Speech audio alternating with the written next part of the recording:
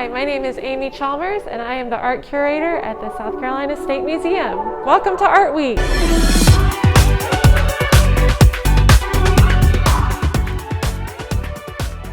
So we are kicking off Art Week, and here we are in an exhibition on the first floor in the Lipscomb Gallery. This is The Graphic Eye, South Carolina and the Intersection of Art and Design.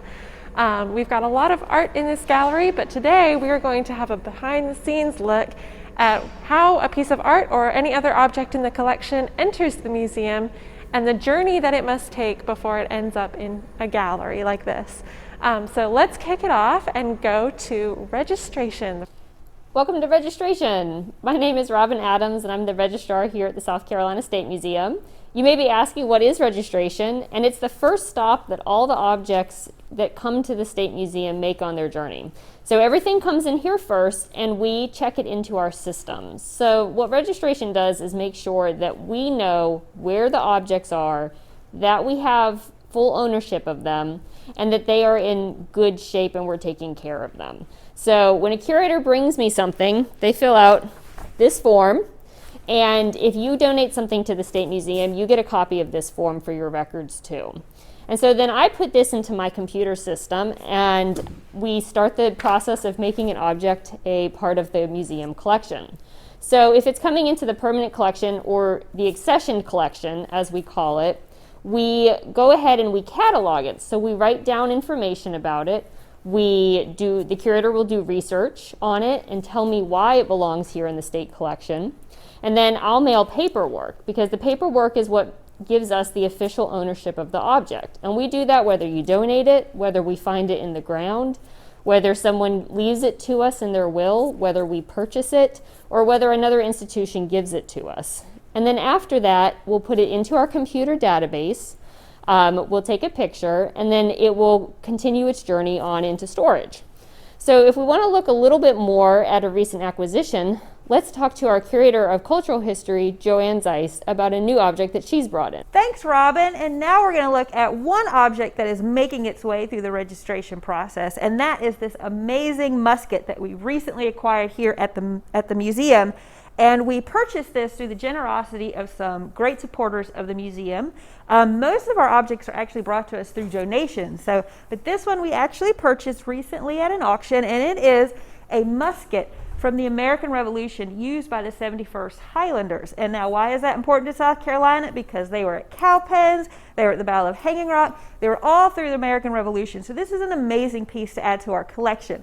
But we can't just go up and throw it out on the fourth floor up in the American Revolution. We have to do all of our cataloging on it and make sure everything is ready to go, that it's conserved, and that we have designed a great place to show it. So one of the things we're going to do as we work with this gun is we're going to check the markings on it, and we're going to jot down all of the condition reporting on it. We're going to double check our measurements and everything like that. We're going to make sure the condition is great. We're going to work with some conservators to bring it up to that kind of showroom floor kind of look. And we're going to interpret it. So we have to do even more background history on it. So we write a label for it, and then once everything is ready and the paperwork is all set, we will get ready to design a great space for it on the fourth floor. And so it might be a little while till you see it, but this is really important stuff. If I just put this in the great database that Robin has as a gun, that really doesn't help. So we have to get all that information into the database, and this is the stage where we capture all of that. So now we're going to head up to some really amazing work that helps us with our objects, the IMLS team up on the third floor. Thanks, Joanne, for the shout out. Hey everybody, my name is Telly Simpson. I am the inventory coordinator here at the South Carolina State Museum. And in 2019, the museum received a really nice grant to inventory and digitize the art collection. So what that means is that the IMLS team, we go into the storage and we give the object some collections TLC. We check out the condition of the objects and we are capturing images for everything. So far, the IMLS team has completed over 5,000 objects, and right now we are currently working on the quilts. So once we take a quilt from storage and we condition it, we give it some collections TLC, as I mentioned, we bring it over here to our quilt mount, which was made by our lovely exhibitions team. We place it here, and yeah, we raise it up and get it all set up for photography. And now we are going to check in with Amy in art storage. Hello again. Here we are in art storage, and this is our final destination for the end of an object's journey. So this is the main room where we keep our entire art collection, which is over 4,000 objects. Our main focus for art is South Carolina art. So that can mean work by South Carolina artists, work that was made in South Carolina or relates to South Carolina in some way. And we have objects in this room dating from the 1590s all the way to present day. So it's a really large, comprehensive span of the sort of art life of South Carolina. It's one way that we tell South Carolina's story and its history. We have completed our IMLS project of sort of cataloging everything, photographing everything. When Telly mentioned that we had over 5,000 objects done, that includes this entire art collection.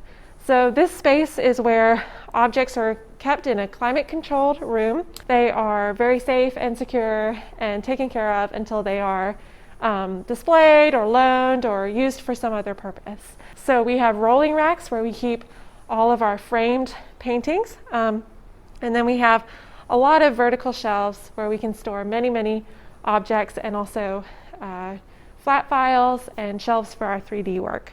Thank you so much for joining us on this journey through the museum. I hope that you learned something about what life is like behind the scenes at the State Museum. This is the first of a series of Art Week videos that we'll be posting throughout the week on different topics, so please stay tuned. And of course, if you like this video, please like, share, subscribe, comment, show us some love. You know what to do. And thank you so much, and happy Art Week!